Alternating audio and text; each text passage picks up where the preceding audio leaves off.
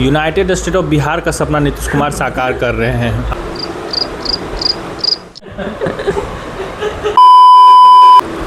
Hello everyone, I hope you are having a nice time. As you know कि बिहार में election होने वाला है, तो हम लोग बिहार के बारे में बात करेंगे। नॉर्मली जब भी आप बिहार के बारे में सुनते हैं तो आपको निगेटिव बातें ज़्यादा सुनने को मिलती है, बट ऐसा था नहीं। बिहार ने ना सिर्फ भारत बल्कि पूरे देश को पॉलिटिकली, इकोनॉमिकली और शिक्षा के क्षेत्र में डोमिनेट किया है। तो हम लोग बात करेंगे कि बिहार इतना पीछे कैसे हो गया। मैं हूँ विश्वरंजन और मैं हूँ वैभव। मैं रवि शर्मा।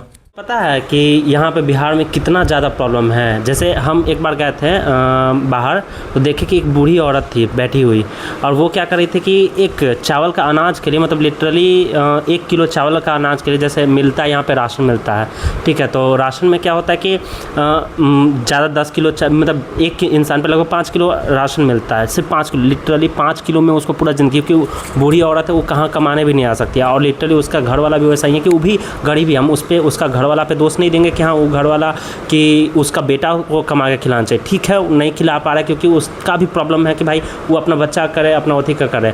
तो हमने देखा कि एक जो बूढ़ी औरत है, जो बूढ़ी एक्चुअली में, वो कैसे छटपटा रहे थे कि हमको दे दीजिए 5 किलो। उसका जो भी राशन वाला था, वो क्या कर रहा था कि उसमें भी पहले तो भाई घंटों लाइन लगाता है, उसके बाद एक्चुअली में सरकार में मैंने देखा कि वो फिंगरप्रिंट वाला सिस्टम है, तो जिसमें क्या हुआ कि बहुत अच्छा से सरकार ने बहुत अच्छा काम किया भाई फिंगर। लेकिन क्या हुआ ना कि जो भी यहाँ के जो सुपीरियर है, फॉर एग्जांपल डीएम हो गया, उसके अंदर क्या जो भी है, उन्हीं लोग में पैसा घाप हो गया है कि देखो ऐसा है कि 5 किलो के बजाय 4 किलो देना है, 1-1 किलो सबको घटा लो। उसका जो भी अनाज बचा वो भी क्या करेंगे कि हम लोग आपस में बांट मिल देंगे, पैसा भी आपस में बांट लेता है। तो ये जो हम देख पा रहे हैं कि इतना ज़्यादा प्रॉब्लम सिर्फ इस रीज़न से नहीं है कि सरकार में कमी है, ठीक है होगा, लेकिन हम देख पा रहे हैं कि बिहार में ऐसा बहुत सारा ऐसा छोटा कमी है जो हम देख कर लगता है कि कैसे हो सकता है। इतना छोटा चीज़ के लिए लोग तरस रहे हैं यहाँ पर, जो देख करके दिल में लगता है। तो हमको यही पूछना है कि इसका उपाय क्या, और साथ में इसका प्रॉब्लम का जड़ क्या होगा। क्या किसी का कुछ कहना? पहले तो इसका जड़ हम लोग खुद ही हैं, क्योंकि जब भी वोटिंग होता है तो सबसे पहले मुद्दा यही रहता है कि कौन कास्ट है। लोग उसको प्रीफर करते हैं जो उसके कास्ट से रिलेटेड है। लोग छोटा मोटा फ़ायदा देखते हैं, 1000 रुपया कोई दे दिया तो उसको वोट दे देंगे। कोई ईमानदार नेता है ये नहीं कोई पूछता है, कौन जीतने वाला है ये देख के वोट दे देते हैं। नेताजी 2 साल पहले खिलाए थे पार्टी में, इसलिए हमको नेताजी को वोट देना है। पर कोई ईमानदार डॉक्टर साहब हैं जो काम कर रहे हैं क्षेत्र में अच्छा, वो कुछ नहीं खिलाए तो उनको वोट नहीं देंगे।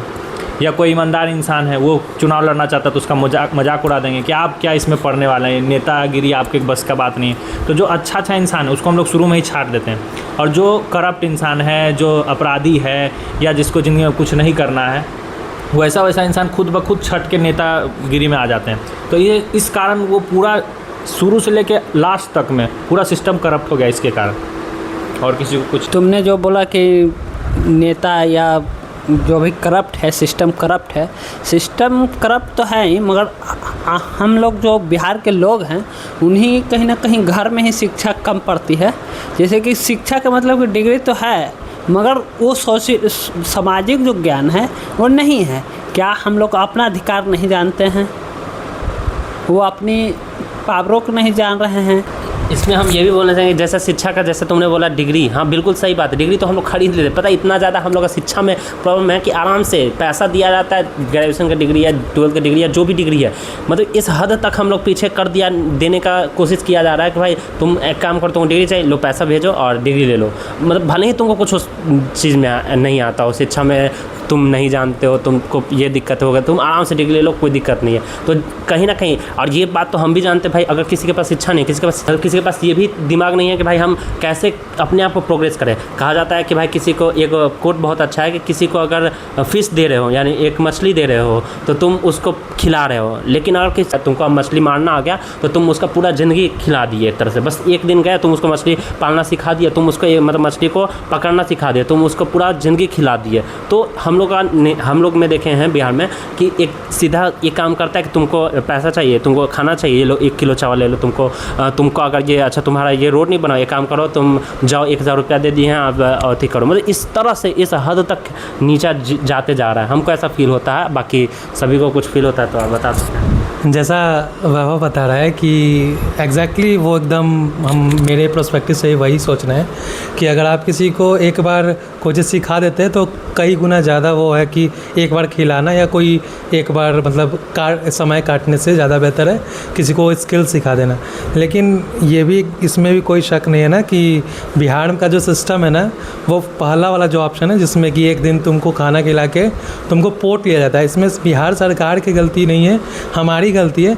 हम लोग वहाँ पे एक दिन में ही खुश जाते हैं। जो कई ऐसे समाज सेवक होते हैं जो महीनों सालों मतलब मेहनत करते हैं ग्राउंड लेवल पे, लेकिन इलेक्शन के 2 दिन 4 दिन पहले कोई आके मुर्गा भात चला दे, कोई दारू पिला दे, वोट कई गुना ज़्यादा रहेगा जो सालों भर मेहनत किया है। तो इसमें गलती सरकार से पहले हमारी ये है कि हम बहुत ज़्यादा इन्फ्लुएंस हो जाते हैं, हम बहुत ज़्यादा इमोशनल मतलब फ़ैसले लेते हैं इस चीज़ में कि हम इसमें हम अगर इसको थोड़ा सा इंटेलिजेंस से सोचें कि हम एक दिन खा रहे हैं उसके कारण हम पूरा अपने 5 साल को दाव पे लगा रहे हैं। खा ले कोई दिक्कत नहीं है, लेकिन उससे इन्फ्लुएंस होकर किसी और वैसे चोर को, वैसा कोई करप्ट इंसान को जो सिस्टम में लेते आ रहे हैं, हायरार्की में एकदम करप्शन को बढ़ाते जा रहे हैं, और उसके बाद क्वेश्चन करें सरकार से कि हमको 5 की जगह 4 किलो अनाज मिल रहा है, ये तो हाइपोक्रेट वाला बात हो गया ना कि हम ही गलती कर रहे हैं और सवाल भी हम ही कर रहे हैं। तो इसमें बेसिक ये होना चाहिए कि हम ही को सुधार करना चाहिए।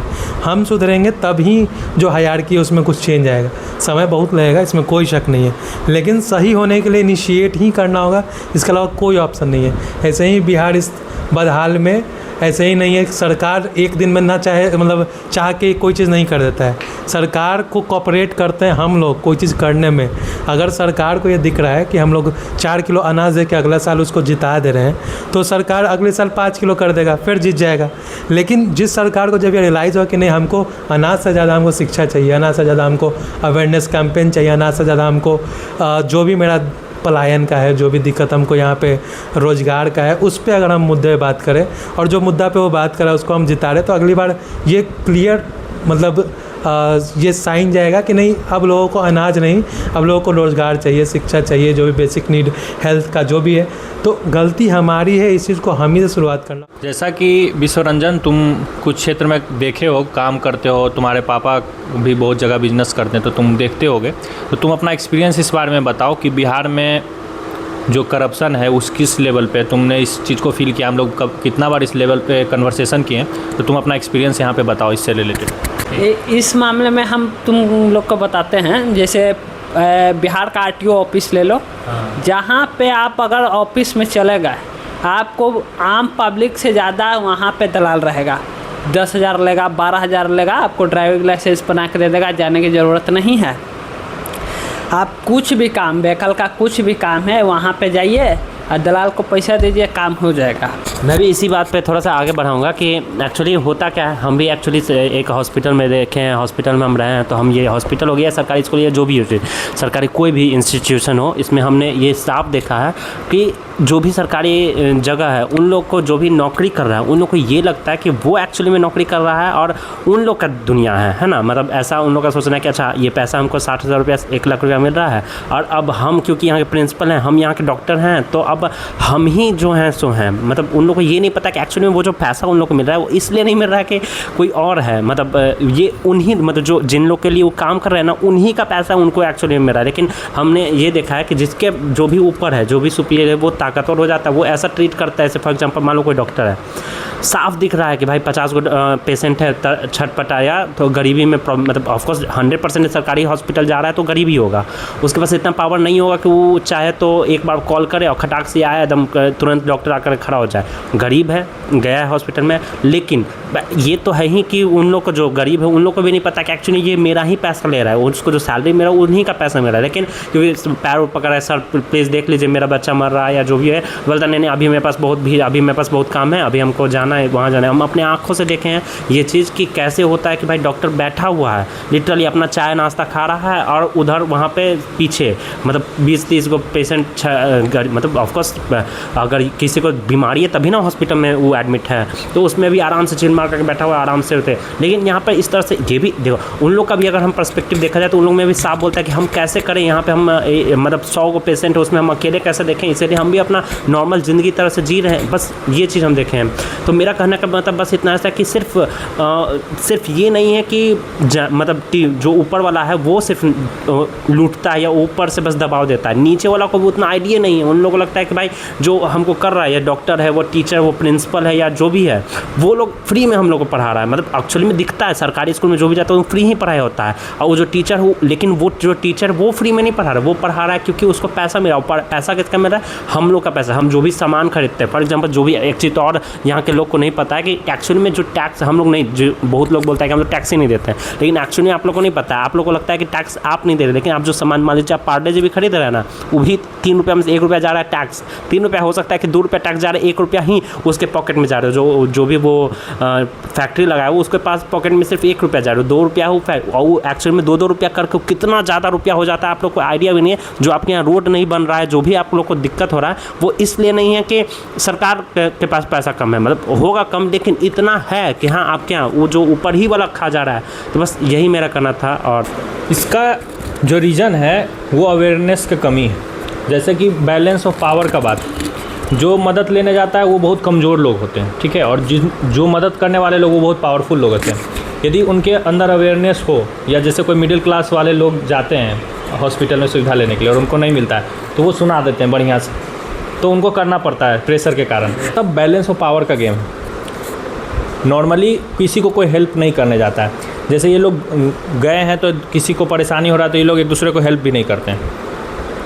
हम भी देखें कितना बार हॉस्पिटल गए हैं तो कोई मिडिल क्लास के लोग हैं वो गए तो उन्होंने इतना अच्छा से प्रेशर बनाया कि डॉक्टर को हर चीज़ देना पड़ गया। तो सबसे ज़्यादा ज़रूरी है अवेयरनेस फैलाना। जिस तरीके से अभी इलेक्शन आने को है बिहार में, तो क्या लगता है कि हम लोग को मतलब क्या कर सकते हैं जिससे कि हम जो भी अभी तक बिहार झेला है वो आगे 5 साल या आगे जो भी अपकमिंग ईयर्स है जो भी बिहार के लिए वो डिक्लाइनिंग में रहे प्रॉब्लम्स, इसका कोई आपके पास सुझाव या कोई ऐसा मतलब अपना समझ है तो उसको कोई भी अपना शेयर कर सकते हैं। जैसा कि अभी बिहार में इलेक्शन होने वाला है, मेनली एनडीए और महागठबंधन के बीच इलेक्शन है, और प्रशांत किशोर एक नया चेहरा है, तो नॉर्मली बहुत सारे पढ़े लिखे लोग प्रशांत किशोर को ही वोट देना चाहते हैं। बट यदि वो प्रशांत किशोर को वो वोट देते हैं, ठीक है, तो जिसके कारण क्या होगा कि जो बीजेपी को वोट पड़ना था वो बट जाएगा और इसके कारण प्रॉब्लम होगा। तो ये सॉल्यूशन ठीक नहीं है। इसका सॉल्यूशन ये हो सकता है कि आप पार्टी ना देखिए, आप देखिए कि जो कैंडिडेट इलेक्शन लड़ रहे हैं उनका बैकग्राउंड कैसा है। आप बीजेपी नहीं देखिए, आप आरजेडी नहीं देखिए, आप प्रशांत किशोर जो कैंडिडेट उतारे हैं वो कुछ मत देखिए। आप सिर्फ देखिए कि कोई आपका जो भी कंस्टिट्यूएंसी है उसमें जो इंसान लड़ रहा है उसमें उसका कंट्रीब्यूशन कैसा सोसाइटी में, और इस आधार पे वोट दीजिएगा। तो इससे बहुत हद तक इस चीज़ को कम किया जा सकता है। लेकिन हम कैसे नहीं देखें? हम ये समझते हैं, अगर हम मान लीजिए यादव, हम कोई भी, हम अपना कास्ट में अगर हम क्यों नहीं देखें, हमको ये जवाब दीजिए। हमको अच्छा लगता है जब हम ये जानते हैं कि अच्छा ये तो मेरे कास्ट का, ये मेरा सीएम है, अगर ये मेरा ये हमको डिनोट करता है, ये मेरा सीएम है, तो ये हमको अंदर से भी अच्छा लगता है, साथ में हमको एक पावर का फीलिंग भी देता है। तो हम क्यों नहीं उसे वोट करें? गुजरात में कोई कम्युनिटी देख के वोट नहीं देता है, और गुजरात में हर लोग का पर कैपिटा इनकम और नॉर्मल ज़िंदगी बहुत अच्छा जी रहे हैं, और गुजरात के लोग कहीं जाते हैं तो उनको डिस्क्रिमिनेट नहीं करते हैं, ठीक है। आपके अंदर पावर है और आप बिहार से बाहर जाते हैं तो आपको बेइज्जती का सामना करना पड़ता है। तो ये कैसा पावर है? ऐसा छोटा सा पावर आप लेकर भी क्या कीजिएगा? ये तो वो बात हो गया ना कि इलाका में तो वो भी शेर है, तो वैसा पावर लेके ही आप क्या कीजिएगा? अच्छा, जैसा तुम बताए कि बिहार से बाहर लोग जाते हैं तो डिस्क्रिमिनेट किया जाता है, जिस तरीके से मिसबिहेव किया जाता है, तो इसका क्या मेरे जो इलेक्शन जो भी है उससे हम किसी कैंडिडेट को चुनने से कोई रिलेशन है कि हम किसी ऐसे इंसान को चुने जो इस चीज़ को एलिमिनेट कर सकता है? ऐसा कोई मतलब पॉसिबिलिटी है, कोई कनेक्शन तुमको दिखता है क्या जो तुम इस बात पे बोल रहे हो? इस बात से इसका कोई लेना देना उतना नहीं है, पर जैसा कि मेरे दोस्त वैभव ने बोला कि हमको पावर का एहसास होता है, तो हम यही बताएं कि गुजरात में भी लोग वोट देते हैं तो उनका पावर आपसे ज़्यादा है ना, कि वो कहीं भी जाते हैं उनको रिस्पेक्ट से देखा जाता है और उनको बेइज्जत नहीं फील होता है। तो उनके पास ज़्यादा पावर हुआ कि आपके पास पावर हुआ? मेरा जवाब बस इसके लिए था और कुछ नहीं, क्योंकि एक कैंडिडेट से तो ये डिसाइड नहीं होगा ये इसका अवेयरनेस फैलाना होगा। और ये कोई चीफ मिनिस्टर के लेवल के इंसान या होम मिनिस्टर के लेवल के इंसान यदि सीरियसली इस बारे में सोचें तभी ये डिस्क्रिमिनेशन कम हो सकता है, क्योंकि बाहर के लोग आपको तभी डिस्क्रिमिनेट करना कम करेंगे जब आप उनके लगभग बराबरी पे जाएं। जब भी यदि बैलेंस ऑफ पावर कम होगा, आप बहुत कमज़ोर होंगे सामने वाले से, तो आपको डिस्क्रिमिनेट करेगा। आप कितना भी बात कीजिए वो नहीं सुनने वाला है। बात बराबरी में होता है, तो जब तक आप उनके बराबर नहीं पहुंचिए या 19-20 का जब तक अंतर नहीं होगा तब तक वो आपका बात सुनने वाले नहीं है, कहीं भी आप चले जाइए। अच्छा, अगर हम ठीक है उन सब चीज़ को देखते हुए हम दूसरे चीज़ पे आते हैं, जैसे कि मेरा ये जानना चाहते हैं हम कि ये जो बिहार इलेक्शन है जो भी अभी बहुत ही ज़्यादा वायरल है, क्योंकि बहुत सारा ऐसा चीज़ हो रहा है जो कभी नहीं हुआ है। कभी जो अभी आप वृद्धा पेंशन या समथिंग जो भी है जिसको 400 मिलता था वो इसी बार ऐसा हो रहा है कि 1100 हुआ है। जो पहले बिजली कभी आज तक जिक्र नहीं हुआ कि इतना यूनिट तक फ्री होगा, जो आज बिजली फ्री हो रहा है आज। फिर उसके साथ साथ आप देख सकते हैं कि बहुत फास्ट ही वैकेंसी आ रहा है। कभी वैकेंसी मतलब बहुत सारा चीज़ ऐसा हो रहा है जो कभी नहीं दिखा इलेक्शन में। ये बिहार में जो एग्जिस्टिंग गवर्नमेंट है उसका डर है या ये बिहार गवर्नमेंट हमारे लिए कुछ अच्छा सोच के कर रही है? इसको किस तरीके से आप लोग देखते हैं? जो बिहार में वृद्धा पेंशन बढ़ाकर 2000 से मतलब 1100 400 से 1100 कर दिया गया। फिर कई तमाम इलेक्शन के देखते हुए बिहार सरकार ने बहुत सारा योजना जो चालू किया है, फ्री का रेवड़ी उसको जिसको हम कहते हैं, वो फ्री का रेवड़ी है। बिहार को कमर तोड़ने का काम हो रहा है। इसमें आप अभी तो देख रहे हैं कि हमको फ्री मिल रहा है, मगर बिहार को कितना कर्ज में लेके जाएगा। जो बिजली फ्री आप कर रहे हैं 125 यूनिट, 125 यूनिट का मतलब आप कितना करोड़ों का बिहार पे अपने आप पर कर्ज ले रहे हैं, इसका कोई अंदाज़ा नहीं लगा रहा। ये बिहार को कमर तोड़ने का काम किया जा रहा है। वो जो सरकार एग्जिस्टिंग है वो अपनी चाहती है कि हम ही फिर से दोबारा से सरकार में बने रहें, मगर ये इलेक्शन के बाद ही आपको पता चलेगा कि आपकी जेबें ढीली कर देंगे। तो मेरे दोस्त विश्वरंजन का साफ तौर से ये कहना है कि ये एक तरीके से नेगेटिव इम्पैक्ट है, वो भी अपने हित के लिए, ये बिहारियों के हित के लिए नहीं है। इस तरीके से जैसा इसने बताया कि ये अल्टीमेटली बिहार पे ही कर जा रहा है, ऐसा जो कि जितना हमको समझ आ रहा है। तो मतलब इस चीज़ को देखते हुए करना क्या चाहिए? अगर हम मान लेते हैं कि युवा है जिसको हम अभी अभी वोटिंग राइट मिला है, या फिर मेरे अगल बगल कोई भी जिसको हम अवेयर कर सकते हैं, तो इस पॉइंट को हम किस नज़रिए से देखें? मतलब इसको हम जो रेवड़ी वाली बात बोल रहे हैं इसको हम तो नेगेटिव में ही देख रहे हैं जैसा हमको समझ आ रहा है। तो करना क्या चाहिए? हमारे पास ज़्यादा ऑप्शन है नहीं बिहार में। एनडीए है, महागठबंधन कांग्रेस है और लालू जी का जो भी है, फिर प्रशांत किशोर एक अलग है, फिर ऐसा जैसा कि न्यूज़ में भी आ रहा था कि ये चिराग पासवान जो हैं वो खुद ही अकेले इस पर लड़ेंगे। तो ठीक है, हमको तो समझ आ रहा है कि ये अब अपने हित का बस सोच रहे हैं। तो मेरा ये समझ आ रहा है कि हम उनको ना चुनें, लेकिन उनको ना चुन के जो उनका सुशासन का सरकार रहा है पिछले कई सालों से, जब हम लोग के गार्जियन बताते हैं कि घर पे नहीं निकल सकते थे घर से बाहर, या ऐसा कुछ लड़कियां नहीं कर सकती जो आज बहुत खुल के कर रही हैं। बिहार में बहुत सारा चीज़ जो कम हुआ, तो मतलब ये कन्फ्यूज़न क्रिएट कर रहा है कि अब क्या करना चाहिए। अब तो हमारे पास ऑप्शन वही है, वापस से हम उसी सरकार के पास जाएं जो पहले बदनाम थी, या हम आगे जो नए मतलब उभर रहे हैं चेहरा जो जन सुराज है, प्रशांत किशोर जो जिनका नेतृत्व कर रहे हैं, या फिर जो चिराग पासवान है, तो किन्हें चूज़ करना चाहिए? आपके पर्सपेक्टिव से क्या समझ आता है? आप सभी को अपना राय बताएं, जैसे मैं कंफ्यूज हूँ वैसे बाकी भी का कंफ्यूजन क्लियर हो। क्या देख के हमको वोट करना चाहिए? मेरी नज़र में तो हमें उन्हीं लोग को वोट करना चाहिए जो, हालांकि हर इंसान अपने एरिया के लिए अलग होता है। फॉर एग्जांपल मेरे एरिया में कोई और होगा, हो सकता है वो जन स्वराज का हो सकता है किसी भी पार्टी का हो सकता है, आरजेडी का ही, लेकिन अगर वो मेरे एरिया में डेवलप कर रहा है तो बेशक उसे ही वोट करना चाहिए। लेकिन अगर एज अ ग्रुप के तौर पे बात करें, जो कि अगर हमें नहीं आइडिया लग रहा है कि अच्छा वो मेरे तौर पे मेरे घर के अगल बगल कर रहा है कि नहीं कर रहा है, तो एक तरह से इसको देख के कभी ना करें कि हाँ ये मेरे जाति, ये मेरे धर्म, ये मेरे बाकी सभी चीज़ों को कैसे कर कर रहे हैं। फॉर एग्जांपल हम आपको एक बेस्ट चीज़ बताएंगे कि इसी का अगर मोदी का ही बात करें तो मोदी अगर गुजरात में अगर ये करते हैं चुनाव, उसमें साफ बोलते हैं कि हम आपको ये देंगे, मतलब हम आपको यहाँ पर रोड बनाएंगे या जो भी हो वो अपना हिसाब से करें। लेकिन अगर यही बिहार में आते हैं तो वो आकर के ये नहीं बोलते कि हम आपको यहाँ पर फैक्ट्री लगा देंगे, वहाँ पर फैक्ट्री नहीं, यहाँ पर ये बोलते कि मेरे यादव भाई, मेरे वो भाई, इतना सारा बात बोलेंगे। कभी भी ये मुँह से नहीं बोल सकते वो कि हाँ हम डेवलप करने के लिए हर चीज़ करेंगे। ये बोलेंगे ट्रेन चलवा देंगे। ट्रेन क्यों चलवाना है भाई, हम भी तो यहाँ पे कमा सकते हैं ना। आप आइए मेरे पर, आप बहुत ऊपर है मेरे से, भगवान आप मेरे सच में बहुत ऊपर है। आप एक बार आकर के देखिए कि कैसा कंडीशन है। आप लिटरली हर चीज़ करवा सकते हैं यहाँ पे, बड़ा बड़ा फैक्ट्री आप चाहें तो करवा सकते। लेकिन आप क्या बोलते हैं कि यहाँ पर है ना कि मतलब मेरे ये भाई मेरे वो भाई करके आप करवा देते। तो इसमें क्या सच में हमको आपको वोट देना चाहिए? मेरा बस यही बोलना था। इन सब चीज़ों में एक चीज़ समझ में ये आ रहा है कि यहाँ जो मोदी जी का जो बात कर रहे हो तुम, उसमें ये दिख रहा है ना कि मोदी जी वहाँ मतलब जो भी बोल रहे हैं वो बात वहाँ बोले जो सामने वाला जो सुनना चाहता है, समझना चाहता है।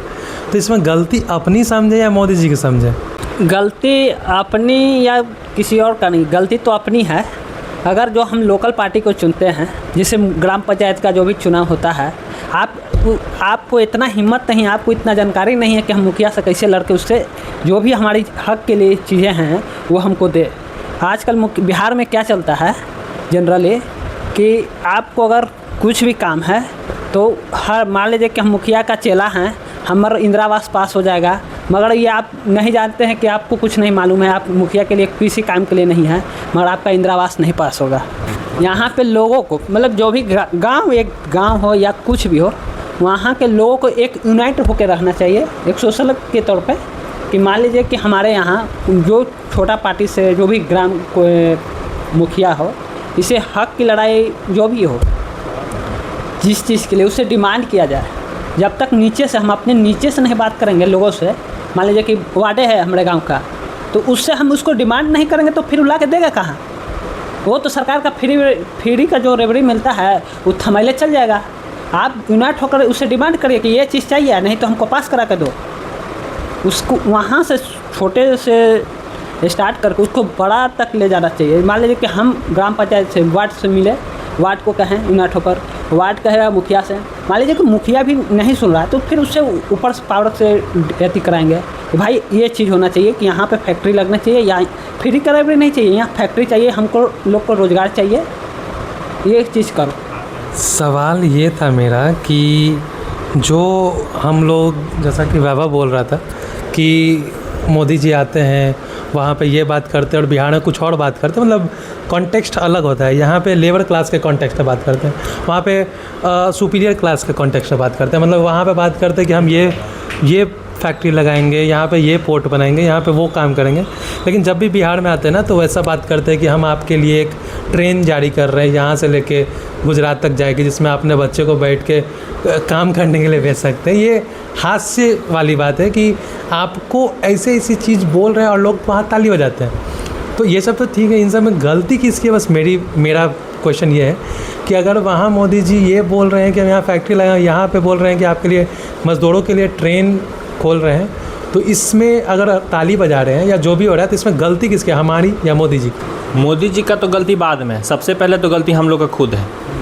जब भी कोई रीजन हो तो दूसरा को दोष देने से पहले खुद को अंदर में झांकना चाहिए। आप मोदी जी के अलावा बिहार में कोई ऐसा पार्टी है जो बात करता है कि यहाँ फैक्ट्री लगाएंगे? जैसे कि नीतीश कुमार ने डेवलप किया अलग अलग रोड, तो विपक्ष के नेता कह रहे थे कि रोड पे हम क्या करेंगे, रोड को हम खाएंगे।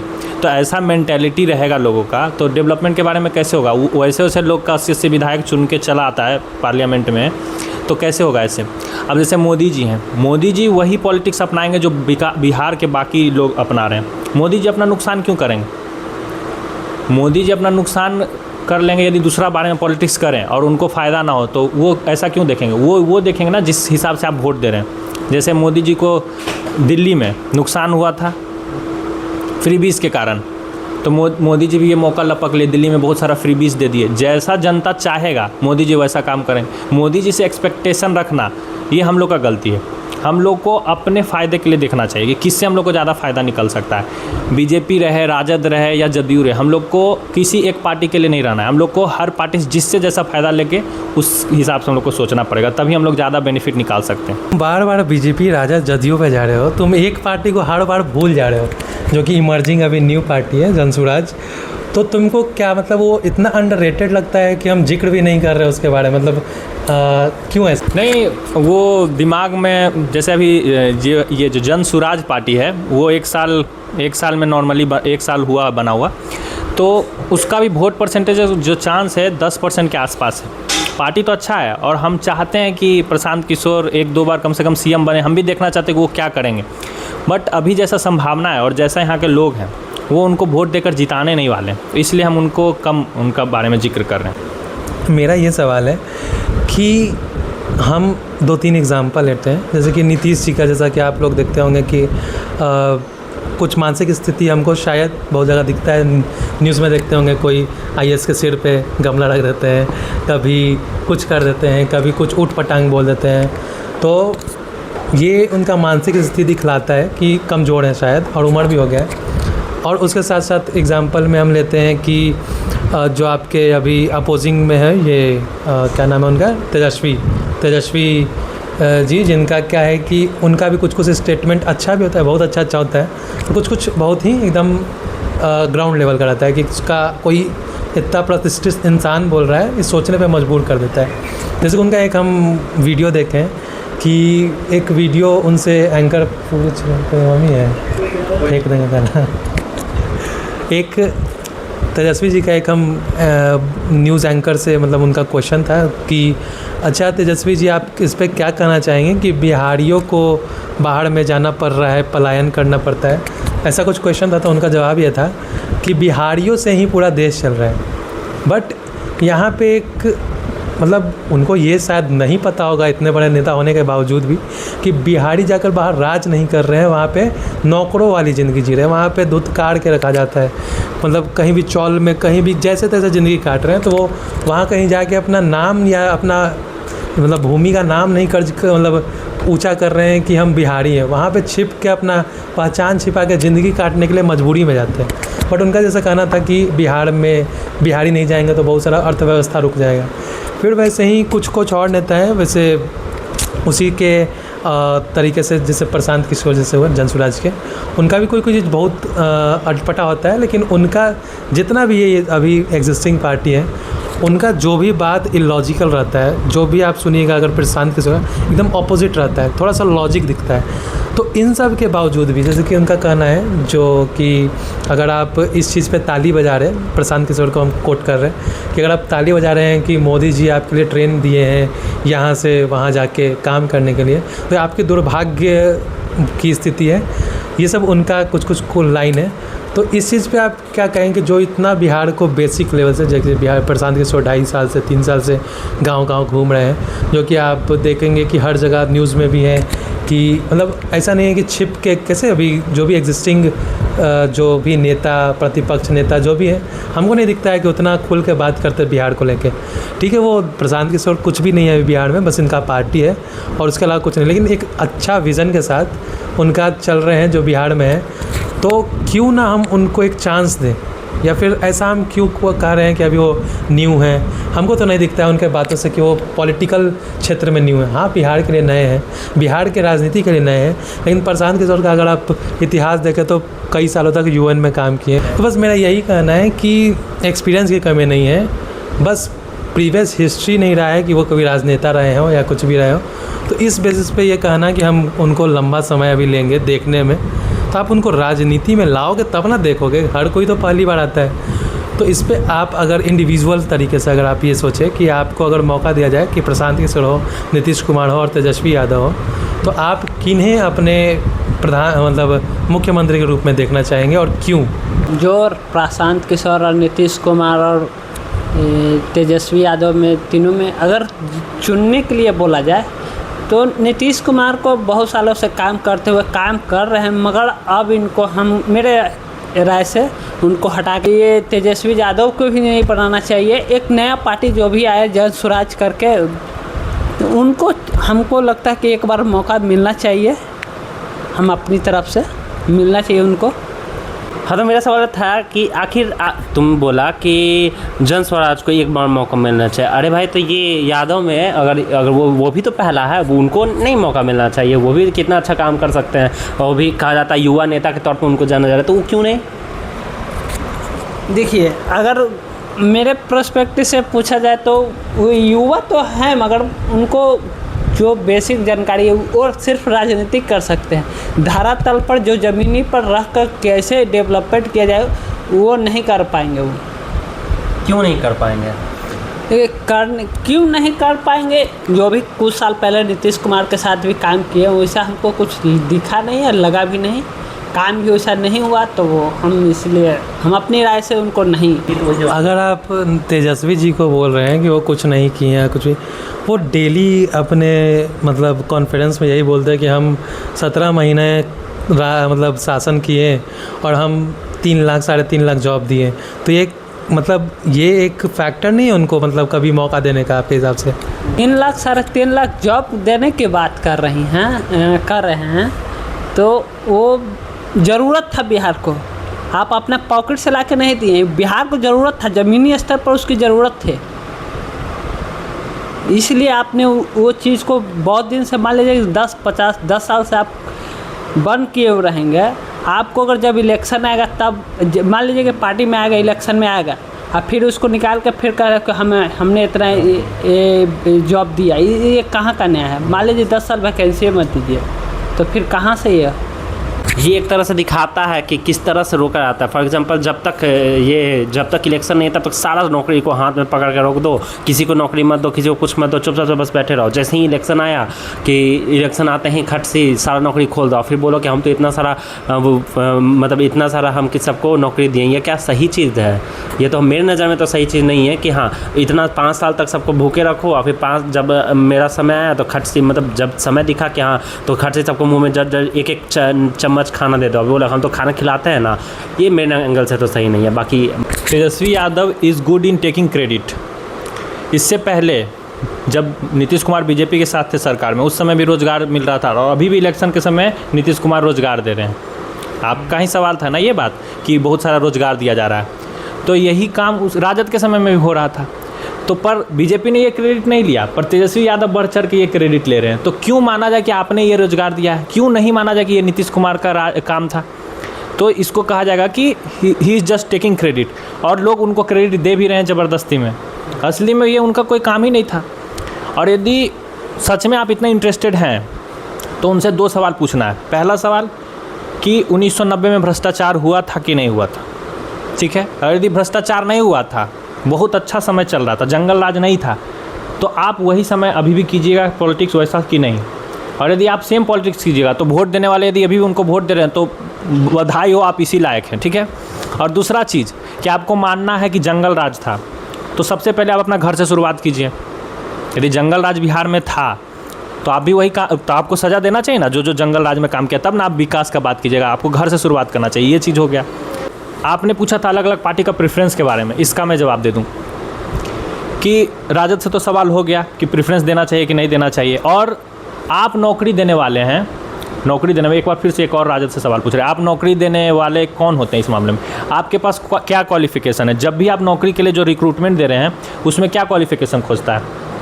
आप नौकरी ले सकते हैं, वो आप खुद भी वो नौकरी के लिए क्वालिफिकेशन के लिए हकदार हैं, तो आप कैसे दूसरे को बोल रहे हैं? और हम क्यों नहीं बन सकते आपके जगह पे वो चीज़ जो आप बनना चाह रहे हैं? ये सवाल होना चाहिए ना। पहले तो आपको खुद अपना क्वालिफिकेशन ठीक करना चाहिए, पढ़ लिख कर आप आइए चुनाव में। अब हम एक इंसान ने मेरे को कहा था कि बिहार से किसी भी एक इंसान को उठाइए तो वो लालू जी के घर में सबसे पढ़ा हुआ व्यक्ति कहलाएगा बच्चों में। किसी भी बिहार से व्यक्ति को उठाइए तो आपके पास इतना भी क्वालिफिकेशन नहीं है कि बिहार से कोई भी एक नॉर्मल इंसान आपसे ज़्यादा क्वालिफाइड है, तो किस बिना पे आप बिहार में इलेक्शन लड़ना चाह रहे हैं? ठीक है। अब अगला सवाल नीतीश कुमार से। आपका एज हो गया है, जैसा कि आपने बताया कि कितना जगह आप बैठ के अलग अलग विचित्र हरकत कर रहे हैं, अभी भी आप क्यों इलेक्शन में बने रहना चाहते हैं? आपका समय था, आपने अच्छा काम किया, जो किया बहुत अच्छा किया, अब आपको नहीं रहना चाहिए वहाँ पे, ठीक है। अब सेम सवाल बीजेपी के लिए। बीजेपी ने कहीं भी सीरियस कैंडिडेट नहीं उतारा इलेक्शन में। तो आपको क्यों वोट देना चाहिए? You did nothing in Bihar, so why should I vote for you? जैसा कि आपने एक सीरियस कैंडिडेट यूपी में उतारा है, बिहार में भी आपको उतारना चाहिए, तो आपने नहीं उतारा तो आप उम्मीद क्यों करते हैं कि आपको हम वोट दें? और सेम चीज़ है चिराग पासवान के लिए। चिराग पासवान, पहले तो आप ये बताइए कि जो पापा आपके राजनीति करते थे वो सही था कि गलत था? यदि वो सही था तो फिर यही माना जाए कि जैसे आपके पापा जात के राजनीति करते थे आप भी वही करेंगे। तो कैसे माना जाए कि आप पापा से अलग राजनीति कर रहे हैं? और यही सवाल प्रशांत किशोर से है कि क्यों ना माना जाए कि आप अगले केजरीवाल बनेंगे बिहार के। और यदि आप केजरीवाल से अलग काम करना चाहते हैं तो इसका आपको जवाब देना होगा। और थोड़ा बहुत जो भी हमको उम्मीद है फ़िलहाल प्रशांत किशोर से ही है, बट जैसा कि बिहार में समीकरण बना हुआ है, कास्टिस्ट लोग बहुत हैं। 70% लोग कास्ट के आधार पे वोट देते हैं, 30% लोग विकास के नाम पे वोट देते हैं। उसमें भी बंटवारा होगा बीजेपी और प्रशांत किशोर में। तो जिस कारण हमको नहीं लगता कि प्रशांत किशोर बन सकते हैं मुख्यमंत्री। ज़्यादा 20 सीट भी आ जाए तो हम बहुत मानेंगे। जैसा कि बिहार में इलेक्शन होने वाला है और हर कोई अपना अपना राय लेकर बैठा हुआ है, तो मैं आप लोगों से जानना चाहता हूं कि आप लोग किसको किसको वोट दीजिएगा या किसको सीएम कैंडिडेट के तौर पे देखना चाहेंगेगा?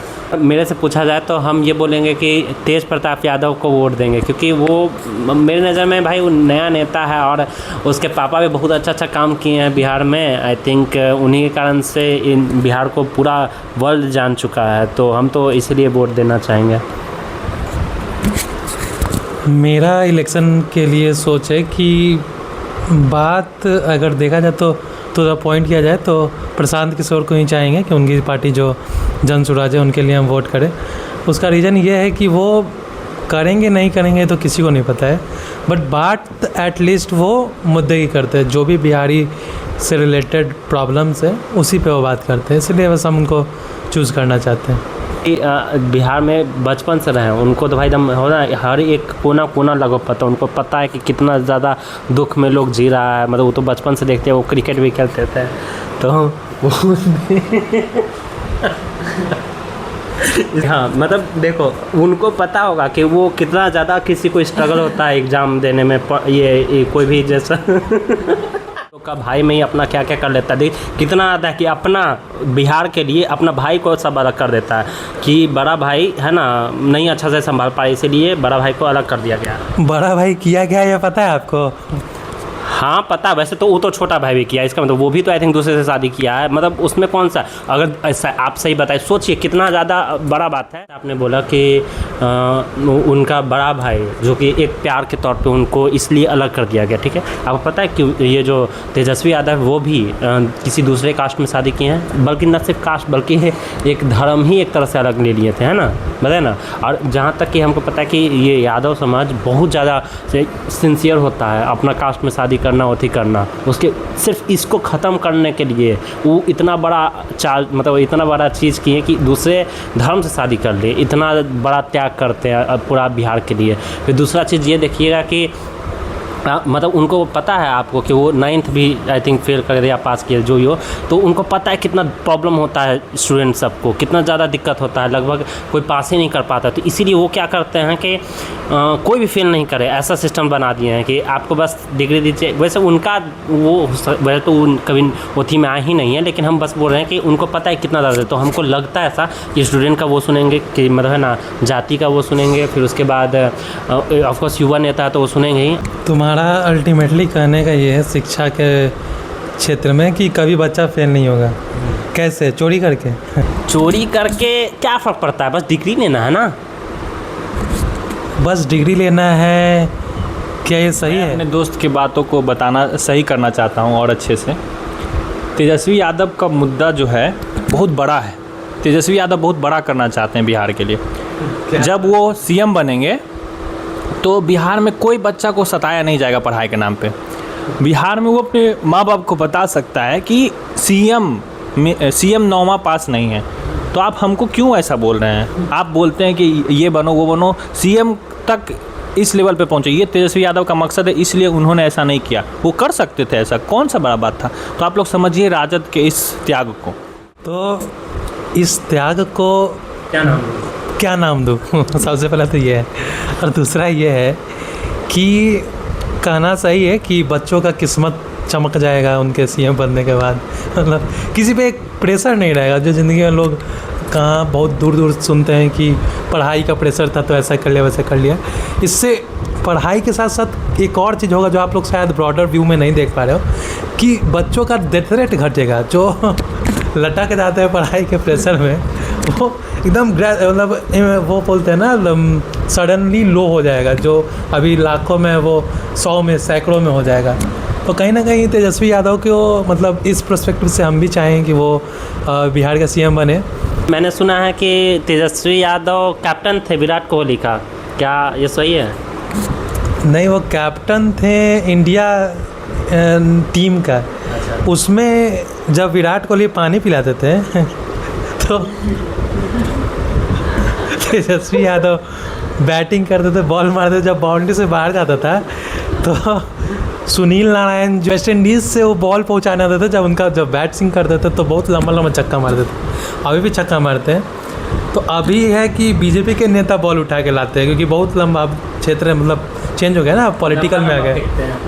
नहीं, उसको फिर गलत बात बीजेपी के तेजस्वी के बारे में गलत बात बोलता है। तो कहने का मतलब यही है कि विराट कुछ नहीं है। ये बात बिल्कुल सही है। मैं इसको बस थोड़ा और जोड़ना चाहूँगा कि लोग बेकार में विराट कोहली और धोनी का जोड़ी लगाते हैं। असली में धोनी से पहले विराट कोहली के कप्तान तेजस्वी यादव थे। वो तेजस्वी यादव ही थे जिन्होंने उनको मोटिवेट किया था इतना आगे तक जाने का। वो तो तेजस्वी यादव का त्याग था जो विराट कोहली इतना आगे जा सके। आपको क्या लगता है तेजस्वी यादव ने क्रिकेट खेलना क्यों छोड़ा? उनको लगा कि यदि मैं आगे बढ़ गया क्रिकेट में तो विराट कोहली जैसे खिलाड़ी का, नौजवान का करियर ख़राब हो जाएगा, तो इसलिए वो बिहार को बदलने के लिए आए। मतलब तेजस्वी यादव इतने त्यागी मतलब त्याग करने वाले इंसान थे, जैसे इसने बताया कि उन्होंने पढ़ाई छोड़ा कि आगे के जनरेशन के बच्चों पे कभी ऐसा ना फील हो कि हम 9वां नहीं पास कर पा रहे हैं, 8वां नहीं पास कर पा रहे हैं। तुम बता रहे हो कि वो कैप्टेंसी छोड़े कि नौजवान को मौका मिले, और ऐसे ऐसा क्या करणवीर मतलब दानवीर करण वाला काम किए, कुछ और है तो उस पर प्रकाश डालते हैं हम लोग। तेजस्वी यादव ने कभी भ्रष्टाचार नहीं किया, नहीं तो वो भी डॉक्टर होते। पर आपने जैसा कि देखा कि वो सिर्फ 9वीं फेल है, तो इससे वो पता चलता है वो बहुत ईमानदार हैं। और 1990 में जो भी हुआ था वो भ्रष्टाचार नहीं था। यदि भ्रष्टाचार होता तो जब वो उप मुख्यमंत्री बने थे उस समय ही जो भ्रष्टाचारी लोग होते उसको वो जेल में डाल देते। समझ में आया? तो तेजस्वी यादव जैसा कोई कैंडिडेट बिहार में है ही नहीं। मैं इसी पे एक बात और ऐड करूँगा कि नीतीश कुमार का देखा जाता है, बोला जाता है कि नीतीश कुमार ने बहुत कुछ किया। मैं भी बहुत मानता हूँ। जब देखा है तो यहाँ का रोड मतलब ऑफकोर्स पटना का रोड, पटना के बाहर का रोड बहुत चीज़ बना है, लेकिन कुछ ऐसा चीज़ जो नीतीश से छूट गया हो आपकी नज़र में? हाँ, बचपन में हमको साइकिल का पैसा नहीं मिला, वो नीतीश सरकार से छूट गया है। वो कार्य नीतीश कुमार अगर कर दें तो एक बच्चे के लिए बेहतर होगा। बाकी और क्या कार्य हो सकता है? देखिए, इस महानुभवी पुरुष के सामने जो तेजस्वी प्रसाद जो भी हैं, लालू प्रसाद के छोटे बेटे, उनके सामने ये नीतीश कुमार या फिर कोई भी ऐसे छोटे मोटे नेता की बात करना उचित नहीं है। तो हम लोग अपने मतलब मैन ऑफ द आवर्स पे ही रहते हैं। आप लोग समझ नहीं रहे हैं, तेजस्वी यादव युग पुरुष है। तेजस्वी यादव को बड़े मकसद के लिए भेजा गया है इस पृथ्वी पे। तो आप लोग कुछ भी बोलिए, तेजस्वी यादव का त्याग कहीं से कम नहीं हो सकता है। आप उसको कम करने के लिए नीतीश कुमार के बारे में बात कर रहे हैं। नीतीश कुमार ने क्या किया है? बस इंफ्रास्ट्रक्चर ही तो अच्छा किया था। नीतीश कुमार ने बस क्राइम रेट को ही तो ठीक किया था। ये सबसे क्या होता है? क्राइम रेट ठीक करवा के कितने लोगों का घर बर्बाद हुआ आपको पता है? जो भी बेचारे चोर लुचक्के थे, जो भी डकैत थे, उन लोगों का घर में कितना आपत्ति आई, इसका कौन जिम्मेदार है? नीतीश कुमार जिम्मेदार है। अगर आपके घर के बगल का कोई चोर था जो पहले समृद्ध था, आज वो रोड पे है, इसका जिम्मेदार कौन है? जवाब दो। जवाब तो साफ है कि ऑफकोर्स नीतीश कुमार जिम्मेदार है। हम 100% बोलते, हम अपने ही घर के आगे कोई भी गुंडा आकर कोई किसी को मार के भाग जाता था तो उसको रुकवा दिया है पूरी तरह से। हम कभी किसी को, हम ही मान लीजिए, हम ही को अगर आज मन करे कि हम किसी को गोली दिखा के हम लूटने का कोशिश करें, हम नहीं लूट पाते, पुलिस आ जाता है। अब बताइए कौन जिम्मेदार है इसका? पूरी तरह से नीतीश कुमार। तो फिर भी आप लोग नीतीश कुमार सुशासन बाबू क्या क्या रट्टे लगाते हैं? ये इतने सब जानते हुए भी हम बेवकूफ़ी क्यों करें आगे इलेक्शन में? हम क्यों ना नौजवान 24 साल कचकली इंसान को हम अपना मुख्यमंत्री चूज़ करें। क्यों हम किसी और के तरफ देखें या सोचें भी?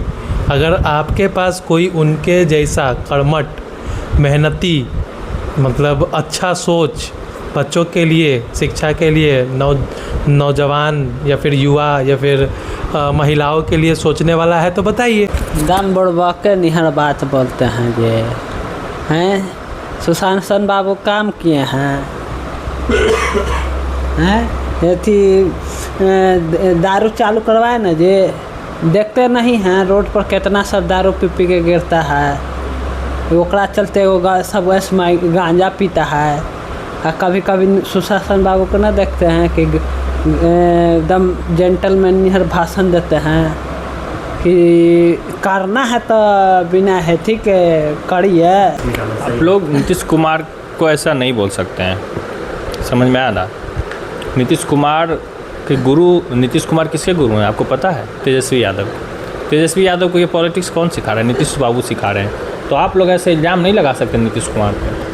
नीतीश कुमार का एक और चीज़ हमने जाना था कि बिहार में जैसे जब भी इलेक्शन नहीं, मतलब जो भी अगर किसी को अगर एग्ज़ाम निकालना है तो अगर वो बिहार का है तो बिहार का हो चाहे वो कहीं और का हो, उससे कोई फ़र्क नहीं पड़ता, क्योंकि यहाँ पे कोई ख़ास इसमें बटा हुआ नहीं है। ऑफकोर्स आप इंडिया के किसी भी कोना से आप एग्ज़ाम दीजिए, उतना ही लेवल के जनरल के तौर पर उसी लेवल पे आ जाइएगा जितना ये एक तरह से दिखाता है कि नीतीश कुमार कितना ज़्यादा सोचते हैं इंडिया के लिए। भले ही बिहार के लिए सोचे ना सोचे, लेकिन इंडिया के लिए कितना ज़्यादा सोचते हैं कि हर बिहार का भले ही कोई किसी को नौकरी मिले ना मिले, लेकिन इंडिया के हर इंसान को नौकरी मिलना ही चाहिए। हर कोई भले ही दूसरे स्टेट में जाने पर उसको मारा जाए, लेकिन आप आइए इन बिहार में, बाहर स्टेट से आप बिल्कुल आइए इंडिया बिहार में, आपको पूरा वेलकम है। लेकिन आपको वहाँ पर आरक्षण नहीं, वहाँ पर दूसरे स्टेट में जनरली देखा जाता है कि पूरा आरक्षण मिलता है कि अगर मान लीजिए कोई कन्नड़ मतलब वहाँ का लोकल एरिया का कन्नड़ है या मतलब कोई भी कहीं भी कोई भी स्टेट का है तो वो स्पेशली उस जगह का स्पेशली लोकलाइज्ड रहता है कि नहीं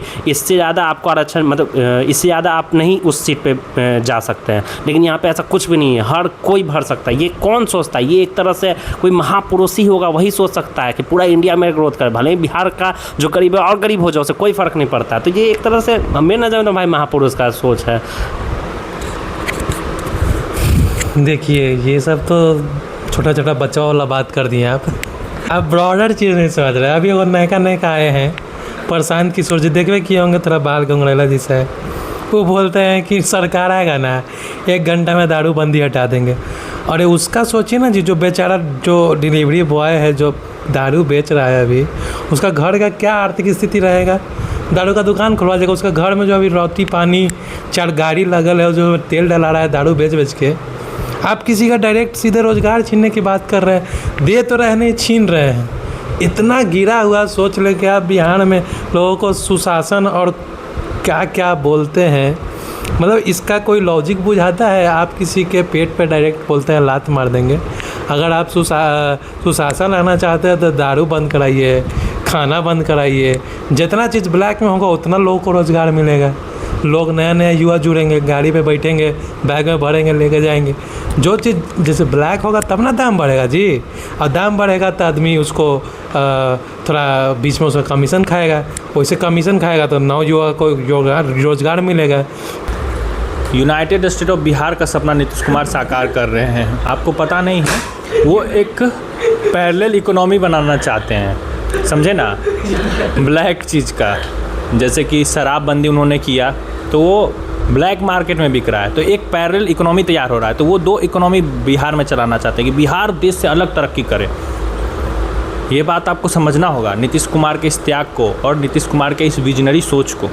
और एक और बात मैं बताना चाहूँगा, 10 साल या 12 साल पुराना बात है, मैं पेपर में पढ़ता था कि नीतीश कुमार अपने मंत्रिमंडल के साथ चाइना गए थे। चाइना में वो सीखने गए थे कि चाइना में डेवलपमेंट कैसे हुआ। मेरा भी बहुत उत्सुकता था उस टाइम कि नीतीश कुमार तो बहुत अलग चीज़ करके आएंगे, पर कहाँ चाइना वाले नीतीश कुमार को कुछ सिखा सकते हैं?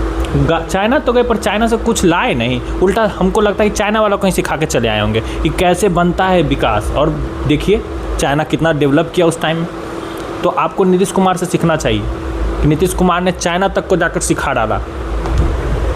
इसी पे हम एक और चीज़ बोलेंगे कि ये जो हम जनरली आप लोग सुनते होंगे कि नीतीश कुमार का जो भी इन्होंने बहुत सारा रोड बनाया, बहुत सारा पुल बनाया, तो अगर उसी पे बात करें तो देखा जाए तो वहाँ पर जो भी लोग उसमें वर्कर था या जो भी सरकारी आदमी था, जो भी इंजीनियर था, उन सभी ने अच्छा खासा लोग बोला जाता है कि भाई पैसा लिया, घूस खाया। आखिर वो लोग क्यों जिंदा है? मतलब आदमी पैसा भी ना ले, देखा जाता है जनरली बोला जाता है भाई पुल पे पुल गिर रहा है, तो आदमी ये एक तरह से ये नहीं देखता है लोग कि हाँ बस पुल दिख रहा है, उसके आगे दूसरा पुल बनेगा और रोजगार मिलेगा, तो ये सब चीज़ कोई देखता ही नहीं, सीधे बोलता है कि भाई पुल गिर गया। लेकिन उसके आगे का भी तो देखो, कितना विजनरी लीडर है कि ये सोचता है कि भाई कच्चा बनाओ, थोड़ा कमजोर बनाओ, ताकि गिरेगा उसके बाद फिर नया पुल बनेगा, उससे और ज़्यादा रोजगार बनेगा। ये कितना ज़्यादा विजनरी लीडर है मेरे नीतीश कुमार। अरे बात वही है, देखिए लोगों का बुद्धि भ्रष्ट हो गया है। अगर आप सरकार को क्रिटिसाइज़ कीजिएगा कि पुल टूट गया, तो कल को आप ही घर वाले घर में रहना जाएंगे जी। अगर आपका पुल बनता है आपके आसपास में, आपको साल भर का, 1.5 साल का, 2 साल का रोज़गार मिल रहा है, उसका कौन मतलब नीतीश कुमार कुछ भी कर रहे हैं। बुद्धि, वो इंजीनियरिंग किए हैं, पटना साइंस कॉलेज से पढ़े हैं, इतना बुड़बक है वो, उनको नहीं समझ आ रहा है कि क्यों पुल टूटना चाहिए, क्यों पुल चलना चाहिए, तो इंजीनियर जानेगा ना। मतलब ठीक है वो भी इंजीनियर है, लेकिन क्यों पुल टूटना चाहिए, जिसको विजन लंबा रहेगा वो ना जा समझ सकता है। अब हम आप समझेंगे कि क्यों दारू बंद होना चाहिए, नहीं होना चाहिए। हम आप तो सोचेंगे कि दारू बंद होकर घर घर में सुख समृद्धि आ रहा है, लेकिन ये नहीं सोच पा रहे हैं कि नीतीश कुमार क्या सोचते हैं। का जी दारू मतलब का कहना चाहते हैं आप? बतवा तो छोड़ ही दिए, दारू चालू कराइएगा तो ढेर ना आदमी हेथी हो जाएगा। अब जैसे जितना सब रोडवा पर स्मैकवा सब पी के ऐसे से डोल के चलता है तो ख़त्म ना हो जाएगा। वो सब नाच करे वाला नहीं ना रहेगा, वह सब तो देखना ना चाहिए। वो सब रहता है तो कहूँ कुछ हो रहेगा, पहले पहुँचता है ऐसे करके कहता है भैया। देखिए आप लोग नीतीश कुमार का बहुत तारीफ़ कर लिए हैं, अब हम लोग अगले पार्टी की ओर बढ़ते हैं। तो हम लोग बीजेपी का तारीफ़ करते हैं। इतना दिन से हमारे लिए काम कर रहा है। बीजेपी बिहार के लिए इतना काम करा कि आप लोग सोच नहीं सकते हैं। बीजेपी ने बिहार के विकास में सबसे ज़्यादा योगदान दिया है, और मैं बाकी लोगों से जानना चाहता हूँ कैसे कैसे दिया, आप लोग बताएं। अरे बीजेपी नहीं होता ना तो बिहार में रेल नहीं चलता। अभी मोदी जी आए थे तो बोले कि आप लोग के तरक्की के लिए 2 गो रेल दिया जा रहा है, रेलगाड़ी, कि जाइएगा आप उन्हें मेहनत कीजिएगा, काम कीजिएगा। आप लोग के कारण कोई राज्य का अर्थव्यवस्था हिल सकता है, इसीलिए आपको इतना वैल्यू दिया जा रहा है। स्पेशल ट्रेन दिया जा रहा है कि आप जाकर वहाँ काम कीजिए, नहीं तो आप नहीं कीजिएगा तो सब धूल चाटेगा। तो सोचिए कि आप लोग के लिए कितना सोच रहे हैं। वो बेचारा वहाँ से आते हैं दिल्ली से, बैठल यहाँ हफ्ते आते हैं, रोड शो करते हैं, उसके बाद आपको संबोधित करते हुए बोलते हैं कि आपके लिए ट्रेन दिया जा रहा है। आज तक इतना नेता आए गए, यहाँ रहें, यहाँ पे हैं भी, कभी आपके लिए ट्रेन दी है कि आप जा सके कहीं मजदूरी करने? कैसे कमाइएगा आप? तो बात ये भी है कि अगर आप देखिए मोदी जी को ही बोलना कि वो जातिवाद, राष्ट्रवाद या मतलब कोई भी सेंसिटिव टॉपिक को लेकर चलते नहीं, वो इतने अच्छे इंसान हैं, वो कभी आज तक नहीं चाहें कि गुजरात आगे बढ़े, गुजरात के लोग आगे बढ़ें। उनको आज तक दिए हैं बिहार आने के लिए ट्रेन? नहीं दिए आज तक। सुने, आप सोचिए, आप लोग जो बोलते हैं मोदी जी बुलेट नहीं बनवाएं, अरे बुड़बक आदमी, टकराइएगा तो तेज में आप ना मरिए, धीरे में टकराइएगा बच जाइएगा, लेकिन बुलेट से टकराइएगा तो बुलेट्स, अरे आपका भलाई सोच रहे हैं, आप लोग तेज बनते हैं। तो कहे का मतलब यह है कि मोदी जी बहुत ही हम लोग के लिए भला सोचते हैं। आप लोग ये मत सोचिए, आज जो बहुत सारा नेतवन 2-4 गो है बिहार का देखें कि मोदी जी उन्हें ट्रेन बना रहे हैं, यहाँ पे कुछ नहीं कर रहे। अरे बुड़बक, टकरा के तो हुए कि ना लोग मरेगा, तुम मरोगे। तेज़ ट्रेन चलेगा तो खतरा किसको है? हम ही बिहारिये के ना दिख। तो मोदी जी किसका भला सोचे? बिहार का। तो जब बिहार का भला सोच रहे तो आप लोग काहे सब फालतू बात बोलते हैं? आप बताइए।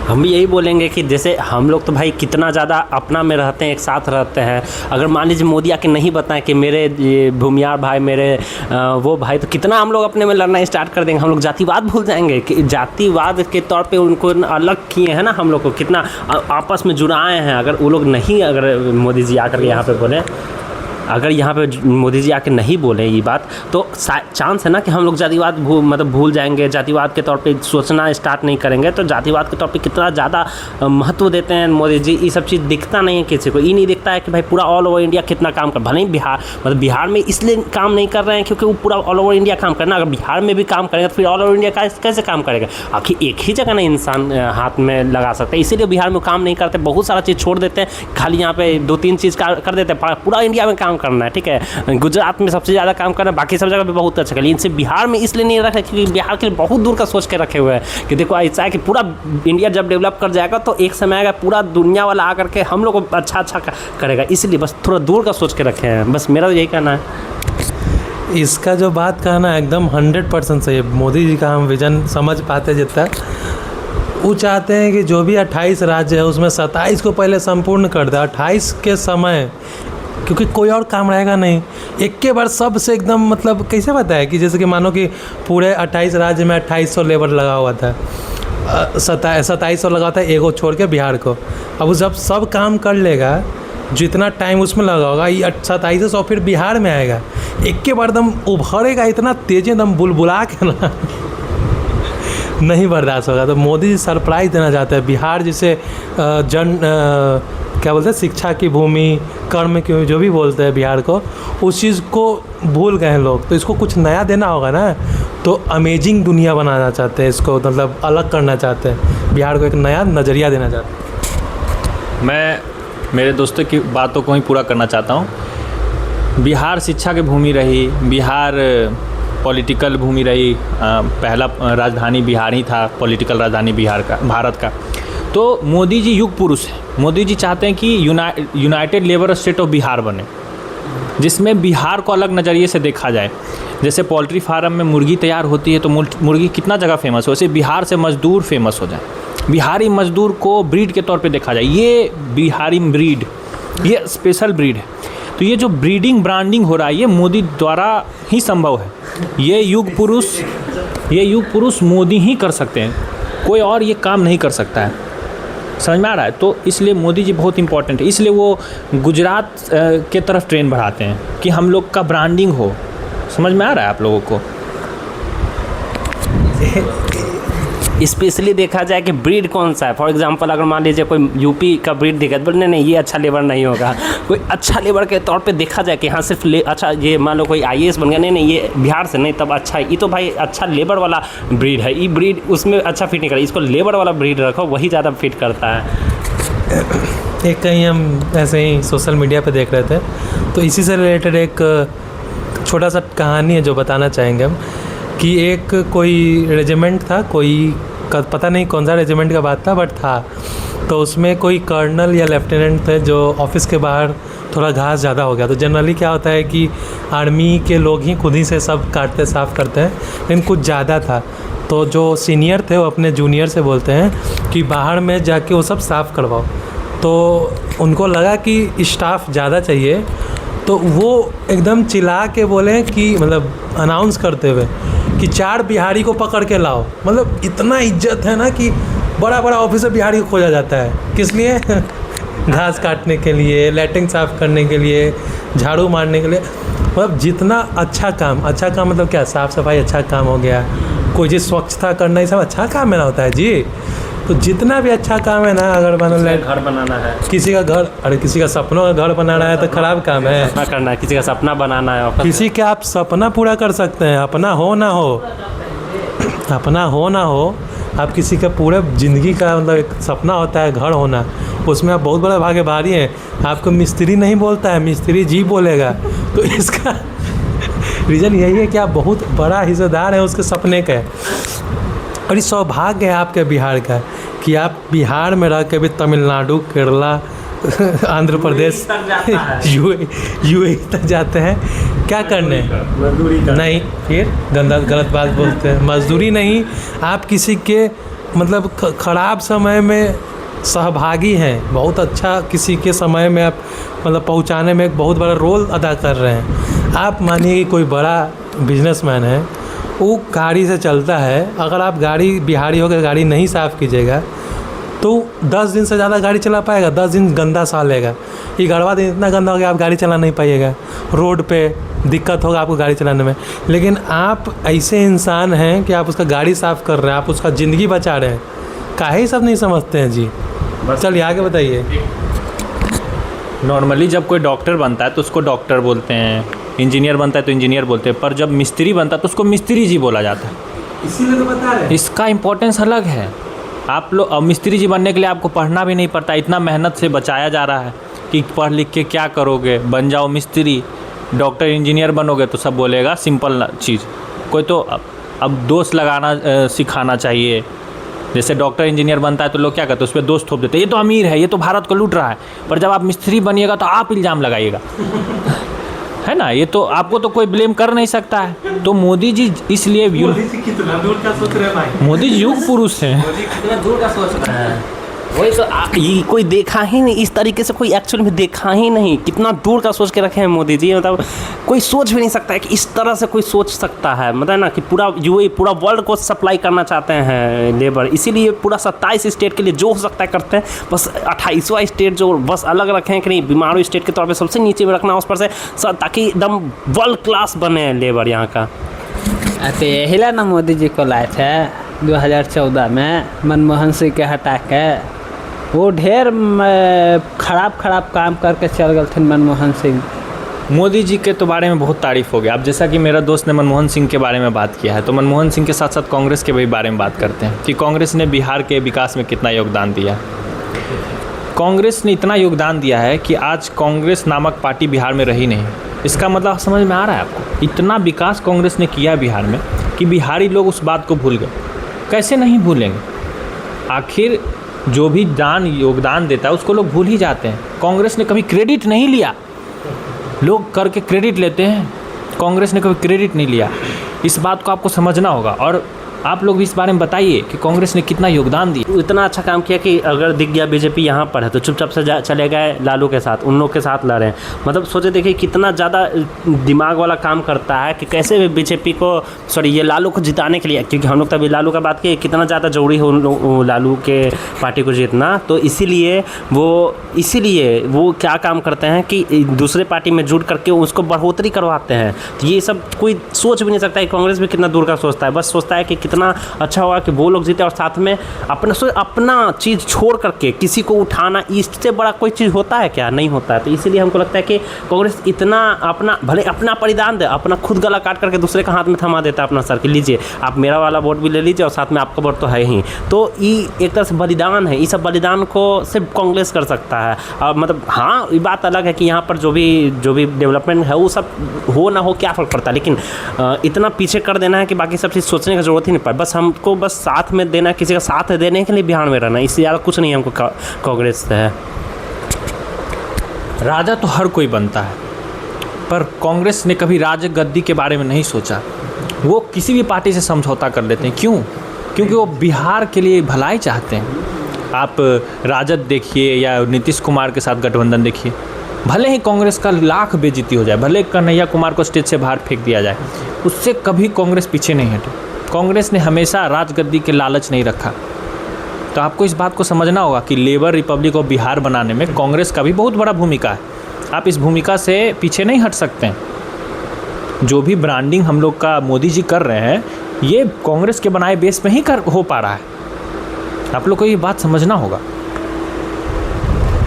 हालांकि देखा जाए तो अब कांग्रेस पे बहुत ज़्यादा चीज़ बोल दी। अब हम जन स्वराज पे आएंगे। आखिर जैसे जन स्वराज भी एक उभरता हुआ पार्टी है, हालांकि अभी तक उसने एक बार भी स्टार्ट नहीं किया। लेकिन मेरा सवाल जन स्वराज से ये है कि आप पूरा ऑल ओवर इंडिया खेल रहे थे, मतलब बहुत अच्छा सबको जिता रहे थे, सबको जिसमें आप जाते थे वो लोग जीत जाता था। आपको इतना साल बाद जब आप बूढ़े होने वाले तब आपको याद आया क्या? आपको पिछले 5 साल पहले आपको याद नहीं था कि बिहार भी कोई स्टेट है जिसमें बहुत ज़्यादा प्रॉब्लम है? आपको अचानक से इस वक्त आपको याद आ रहा है, उसके पहले आप कहाँ थे? शायद हो सकता था आप उस वक्त अगर आप हाथ में हाथ मिलाने की कोशिश करते शायद अभी आप बहुत ऊपर हो चुके होते हैं, लेकिन आप उस वक्त कहाँ थे? मेरा ये सवाल है। तुम्हारा हिम्मत कैसे हुआ प्रशांत किशोर से सवाल करने का? Who are you to ask that question? Prashant Kishor वो आदमी है, जब बीपीएससी में आंदोलन चल रहा था तो प्रशांत किशोर भाग खड़े हुए थे। वो क्यों भागे थे आपको पता है? वो बिहारियों को सिखा रहे थे कि कैसे भागा जाता है। वो मैराथन का ट्रेनिंग करवा रहे थे। क्योंकि हर बार क्यों मुंबई में हो मैराथन, क्यों ना कभी पटना में हो मैराथन। तो ये प्रशांत किशोर ने ऐसा काम किया, समझ में आ रहा। आते के साथ उन्होंने मैराथन दौड़वाने का काम किया। फिर सिर्फ मैराथन दौड़ने से कैसे होगा, मार खाना भी सीखो। बाहर जाओगे, मार जूता खाते हो, क्यों ना बिहार से ही ट्रेनिंग लिया जाए। तो प्रशांत किशोर ने ऐसा काम किया और तुम प्रशांत किशोर के बारे में ऐसा बात करते हो। और भी बात करते हैं। अब प्रशांत किशोर का देखिए, आप कहिएगा कि कोई आइडियोलॉजी नहीं है, प्रशांत किशोर बिना बेस वाले लोटा हैं या थाली के बैंगन, ये गलत बात है। प्रशांत किशोर, आप ये नहीं बोल सकते कि कभी आप बीजेपी के लिए इलेक्शन लड़ते हैं, कभी जदयू के लिए लड़ते हैं, कभी कांग्रेस के लिए लड़ते हैं। आपका तो कोई बेस ही नहीं है, आप जहाँ मन वहाँ जा रहे हैं, ऐसा कुछ नहीं है। वो प्रशांत किशोर बस दूसरा का भलाई करने के लिए कर रहे थे। लास्ट में जब उन्होंने देखा कि वो लोग अच्छा काम नहीं कर रहे, तब प्रशांत किशोर ने पॉलिटिकल पार्टी बनाया। ये गलत बात है। तो दोस्तों, इस वीडियो को यहीं ख़त्म करते हैं। अब बिहार में किसकी सरकार बनेगी इसका डिसीजन तो आप ही ले सकते हैं। लालू बनेगी, Lalu. Like share subscribe. Thank you, have a nice day.